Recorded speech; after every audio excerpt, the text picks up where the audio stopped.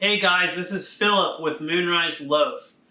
I want to take a minute to ask you to just take a second, just 1 second, and click the subscribe button down below this video. See that little button that says subscribe? Just click it for me. Thank you so much. Now let's go ahead and learn about Starter. One of the most important things after a while that you're going to do in your day is feed your starter.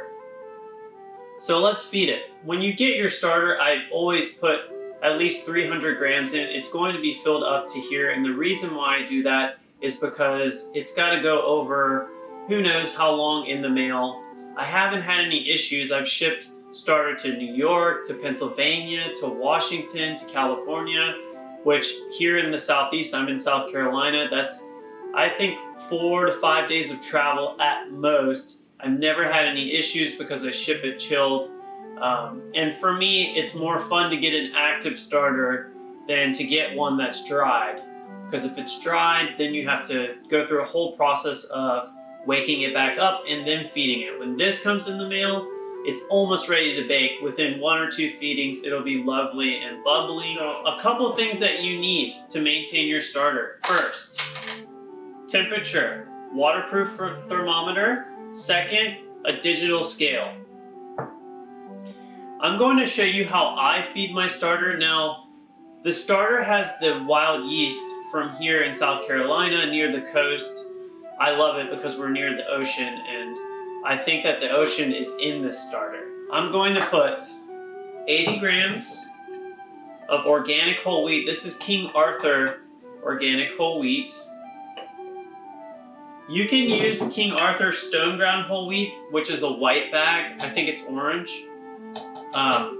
It doesn't have to be organic, but of course organic is better because we don't really know if there's been pesticides used and what has gone on in the life of the wheat. But at least if it's organic, we know that at least it doesn't have pesticides.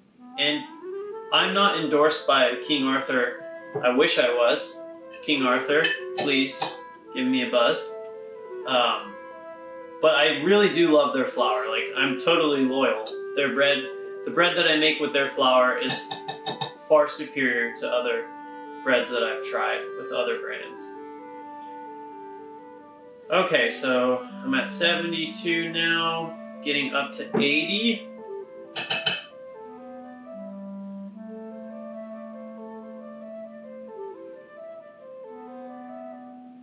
Alright, so I've got 80 grams of organic whole wheat, and I'm going to put 20 of rye.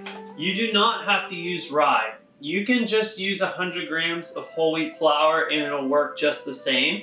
I use rye because it has health benefits. So there's certain minerals in rye that's not in other flours, and it's really healthy. Super, super healthy. It's a superfood. And why not? People say that it makes your starter rise faster. That's something I think is more subtle than you would realize. The most important thing is to keep track of the time while it's rising. Some people will put a rubber band around the jar. After you feed it, you can put a rubber band where the starter is sitting, and then you can track how high it rises. I don't really care about that. I more care about the time. So I'm more concerned about how long it's been since it has risen and fallen. So water is the other ingredient. I know plenty of people that just use tap water. There's a chef in downtown Charleston, a Spanish guy. The restaurant's called M. You can look him up. He is fantastic. His bread is amazing. And guess what? He uses tap water from downtown. So I use tap water here on the island that I live on. And I don't know. I think it's fine. I haven't had any issues with it. I don't see the point in using spring water unless it's maybe you have a tap that has spring water, and I'm definitely jealous of you. But tap water works fine. No need to go and purify your water or anything like that. All right. So I'm working at a slow pace. Let's get 60 more grams of water in here. So now I've got 100 grams of flour and 100 grams of water. So let's finish mixing this up. I had to get a bigger spatula.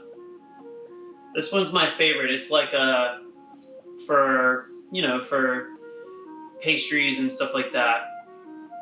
Some sort of bowl scraper that has the rubber end, and the reason why I like that is because I can use the rubber end to scrape the edges of the jar. So one thing you'll notice, especially with these jars, if you want to go ahead and get a jar that has a wider mouth, that could be handy because it would be easier to get in there and clean the edges. The reason why you want to clean the edges a little bit, sometimes some mold will collect on the top around the edges. It's not a huge deal. It's really not. You can, at that point, you can just take it out of the jar, temporarily wash your jar and put it back in, or you could just change the jar altogether. Starter is very resilient. I, knock on wood, have never killed a starter. I, during the quarantine, started baking because of COVID. I'm a musician, and because of COVID, I had no work. All my gigs have been canceled. So I actually started this business as a response to the coronavirus to kind of keep me going and keep me busy. And believe it or not, I've sold over 400 loaves of bread at this point, just locally here in town, which is amazing.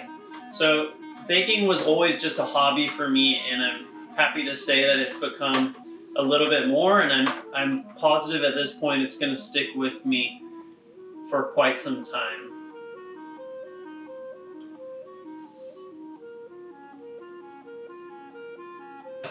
So I didn't do the best job of getting it off the edges, but it's okay.